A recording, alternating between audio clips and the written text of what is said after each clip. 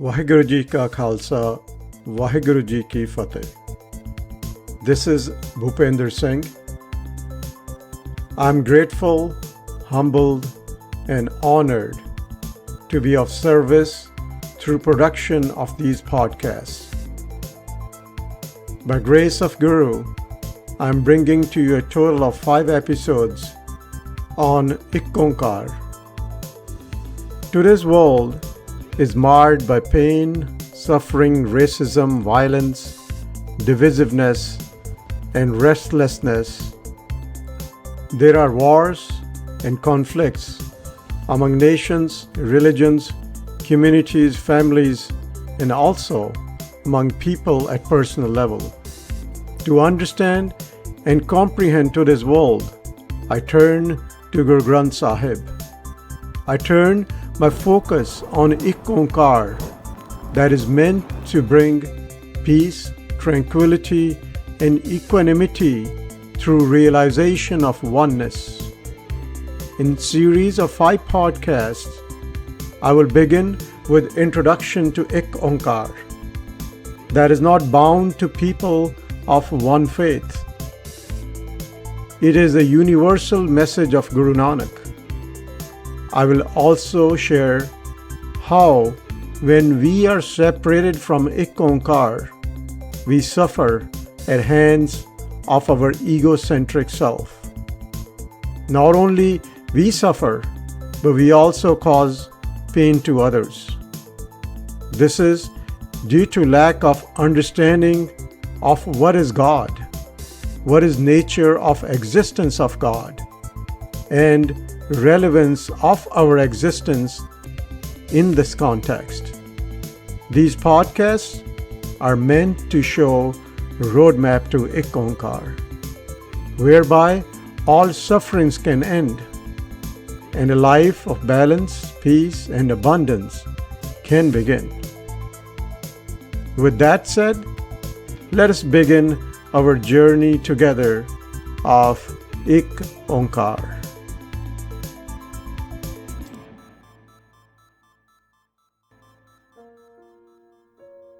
This is Bhupender Singh. Welcome to episode 1 of podcast titled Onkar. I will begin with introduction. Onkar is not only a sense of Guru Granth Sahib, but also of the universe.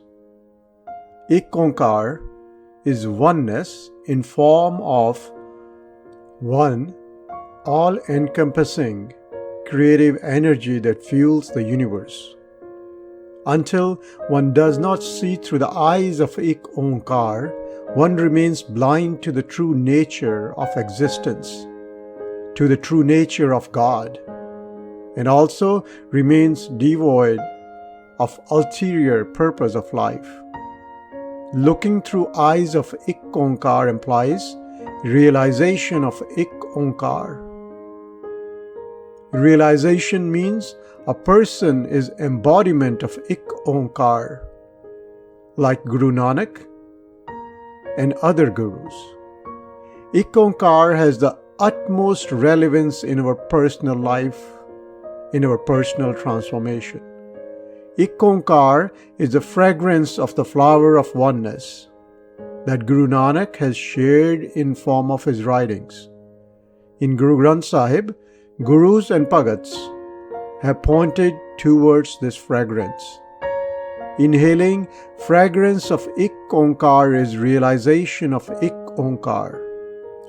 Upon realization of Onkar, our whole being becomes fragrant, reflected in our thoughts and actions imbued in oneness. From Onkar emerge the divine play of Nam and Hame, the forces seemingly opposing each other. At beginning of Guru Granth Sahib, a sense of whole Guru Granth Sahib is summed as Onkar. Guru Granth Sahib is explicit and vivid elaboration of Onkar. Onkar is from where the universe as we know originated. Everything in this universe is a pointer towards that one. By grace or Gur Prasad, upon realization of Ik Onkar, one is able to see reality, be the absolute truth, called Sat Nam. Guru Granth Sahib is structured around Ik Onkar to lead us, separated as Home, back unto our essence. In simple words, Ik Onkar means there is one creator and one creation. If we were to go a step further, guided by Gurbani, we shall find creator and creation are not different. In fact, creator is both inside and outside the creation. Further, creation is manifestation of the creator. The creator is omnipresent, formless, all-encompassing creative energy, whereas creation has a form bound by time and space. Gurbani refers to this all-encompassing creative energy as Noor, Jyot, the Anahat Shabad. Realization of Ik Onkar is becoming a witness to one Noor in everything, all the times, without a break. If you are seeking this miracle, what better roadmap than Guru Granth Sahib? Guru Granth Sahib is autobiography of Gurus and Bhagats, an autobiography outlining their self-exploratory journey back to their mool, their origin, which is no different than ours. They have shared their roadmap in their own words, using examples from physical world of their times. One needs to be fully conscious of the context of the examples used to explain the formless path to realization of Ik Onkar. Let us move to section 2, titled Road to Ik Onkar. We should treat Guru Granth Sahib as a map for guidance from our understanding of Ik Onkar to realization of Ik Onkar. Let me clarify difference between understanding and realization. This is very important. We can easily explain meaning of Ik Onkar using realization of Gurus and Bhagats by reading and memorizing their writings. This is not our realization. Our realization are our signatures in form of our sanskars. The sanskars which are beyond the realm of Rajo, Tamo and Sato gunas. Guru Granth Sahib provides the roadmap from understanding to realization of Ik Onkar. The roadmap to Ik Onkar is provided in form of Gur or method by the various Gurus and Bhagats. A one-line description of this roadmap is Shabad Guru Surt Tun Chela. Gyan from Gurus and Bhagats is the direction. It is a pointer. By comprehension and application of this Gyan in our personal life, we are able to create our personal roadmap to realization of Ik Onkar. As you can see, realization is personal, whereas understanding is collective. As we walk towards Ik Onkar, Bani also serves the purpose of compass, whereby we experience aha moments when our inner experience in form of expansion of our awareness gets authenticated by Bani. For someone who is on the road to realization of Ik Onkar, Gurbani takes on a totally different meaning. One does not need to read translations or tikas of Bani as one becomes Gurbani literate. This is because one is looking at Bani through their own experiential wisdom, through the application of Guru's message in the personal life.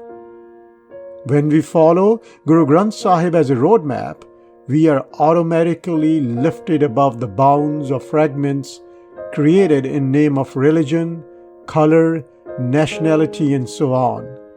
One who follows Guru Granth Sahib rises above Rajo, Tamo, and Sato gunas, in which all fragments lie.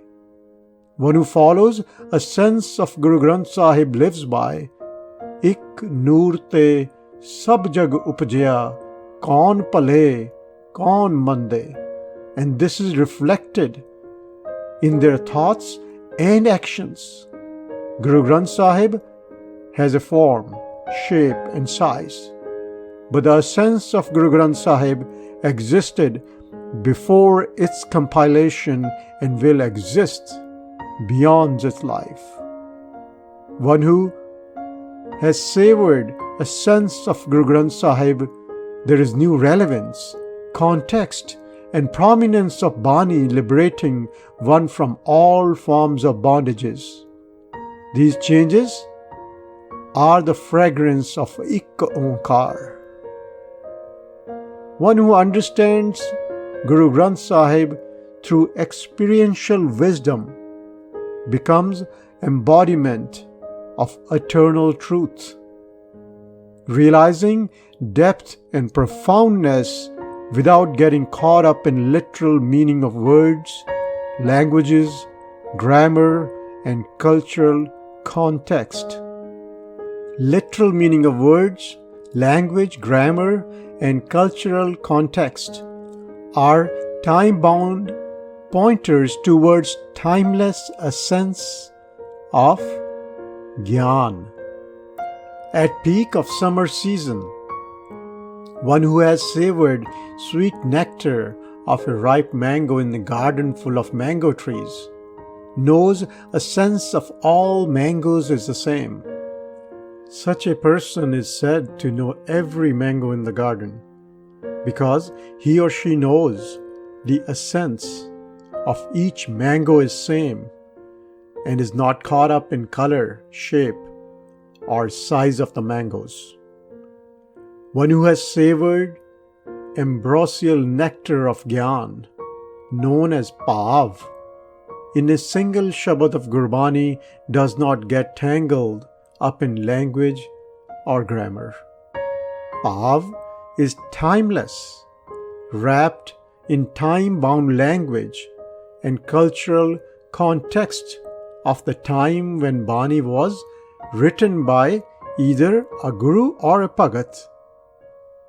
Here is a litmus test on way to realization of Ik Onkar. A Sikh shall ask himself or herself if he or she is a Sikh or Noor. Sikh being appearance, rituals, traditions, and culture. Noor being the essence of all creation. Nanak, Kabir, and other Gurus and Pagats realize Ik, Noor. Upon realization of this Noor, realization of Ik Onkar, Nanak, Kabir, and other Gurus and Pagats are embodiment of that Noor. For this reason, they are all pointing towards Ik Onkar. Hundreds of years apart, they pointed in their writings to the same Ik. If Noor is the sunlight, the creator, then creation that includes everything in this universe are the rays of the sun carrying the same light that is in the sun. Gurus and Pagats are the rays of the same sun just like us. What differentiates them from us is that we understand Ik Onkar, whereas they have realized Ik Onkar. Gurus and Bhagats have inhaled the fragrance of flower of Ik Onkar, whereas we read or hear about the fragrance. For that matter, Buddhas and Mohammeds, Christians, pointed to the same fragrance, though each used choice of their words in context of their times. Having not inhaled the fragrance of Ik Onkar, we have developed misconceptions reflected in our understanding of nature, of our existence, and that of the Creator, famously known as God. I hope this helps in understanding the roadmap to Ik Onkar. If you need further reference, please go back to the podcast series titled Nam Realization, where I spoke of a pyramid based on my personal experience, where we start off with Shabad, which results in Sahaj, and through Sahaj we meet Satguru, and through Satguru we get Nam realization, which ultimately leads to Ik Onkar. At this point, I will move on to section 3, which I have titled Significance of Ik Onkar. I do not think there is anything more significant than Ik Onkar in my life. Realization of Ik Onkar is very personal, as it is reflected in our thoughts and our actions. Without realization of Ik Onkar, we see the world as fragmented, based on outer appearance of objects, including people. Without realization of Ik Onkar, we treat people based on their appearance. We live a shallow life. Without realization of Ik Onkar, we are attached to form, which is bound by time and space. Without realization of Ik Onkar, we are attached to our bodies. This in turn bounds our existence to time, space, and place, binding us to birth and death. We do not understand true nature of our existence, true nature of God, and our true self.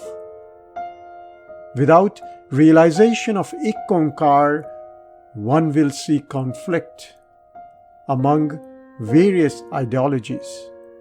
Experiential wisdom leads to realization of Ik Onkar. To see past all conflicts is realization of Ik Onkar. Realization is practicality of Ik Onkar that morphs us into our true essence. Ik Onkar is convergence of multiplicity of differences, identifications, divisions, fragments, perspectives, opinions, into singularity through Shabad Guru, by grace or another of the Guru. Realization of Ik Onkar is walking backwards to where we started off from, like a leaf on a tree tracing itself back to the seed, to its own origin. Realization of Ik Onkar is walking from form into formlessness, past our physical body, our mind, and our soul. We are born as humans from one source. Ik ਨੂਰ ਤੇ ਸਭ ਜਗ ਉਪਜਿਆ, ਕੌਣ ਭਲੇ ਕੌਣ ਮੰਦੇ. Then we became Sikhs, Hindus, Muslims, Christians, or Indians, Americans, or an engineer, doctor, teacher, lawyer, or husband, wife, brother, rich, poor, or something else that makes us more or less than someone else. Or We like certain people and then others we dislike.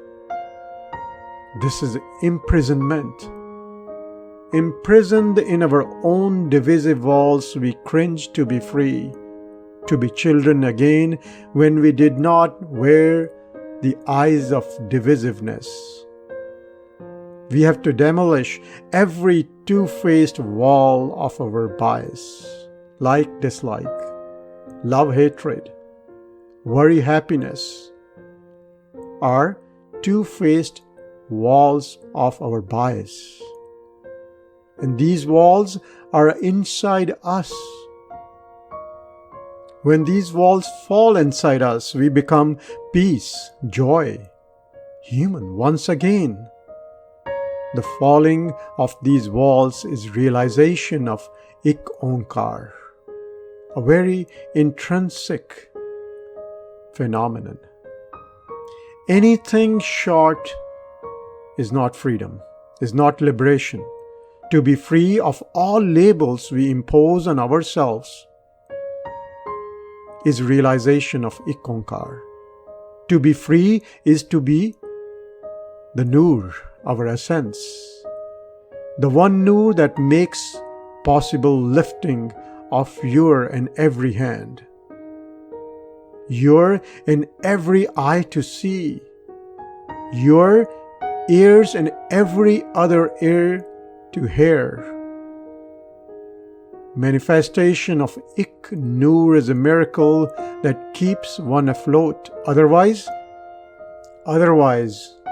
be ready to get consumed by fire of lust, anger, attachment, greed, and pride.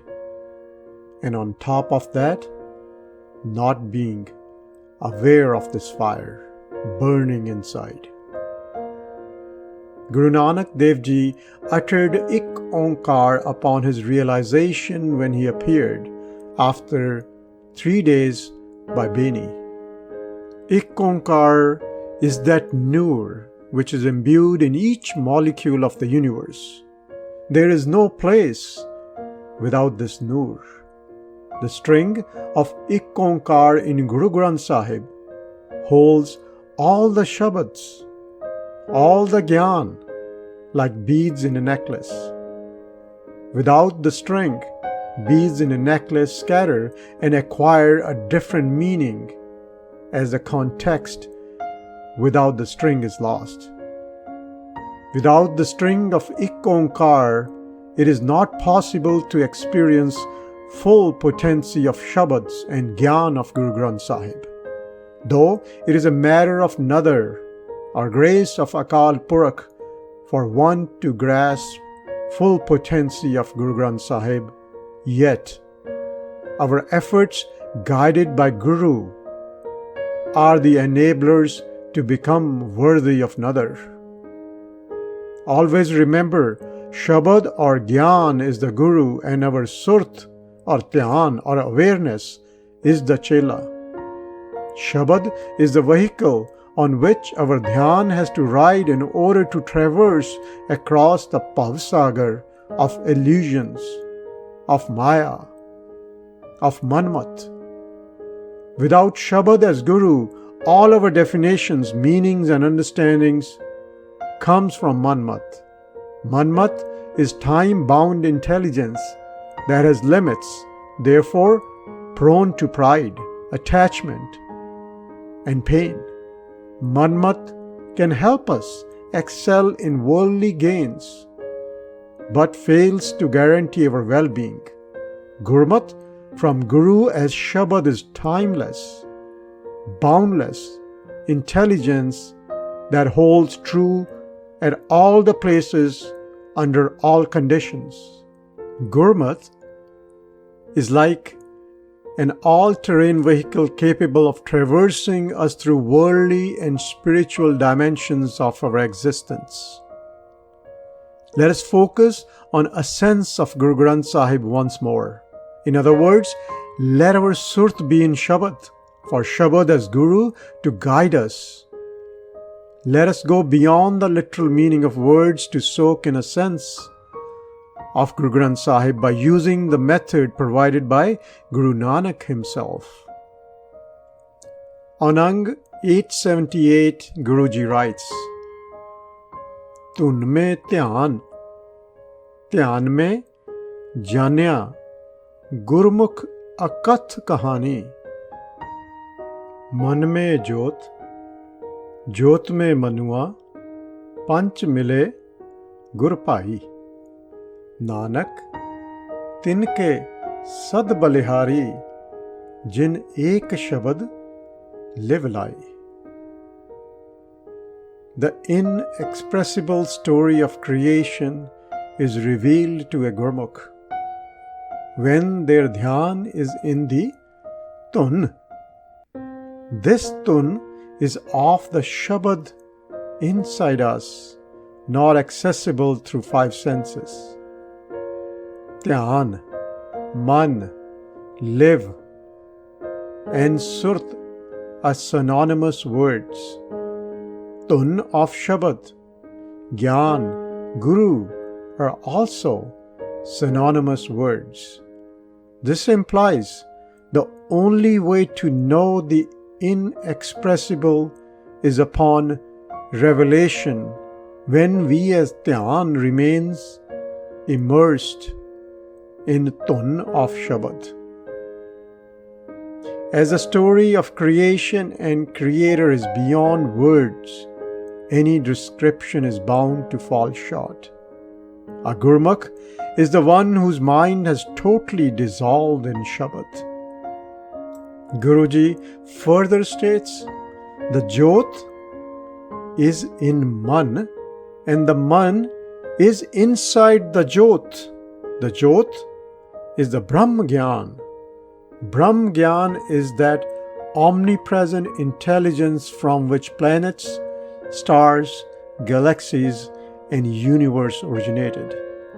The five elements, space, air, fire, water, and earth, also came from the same source.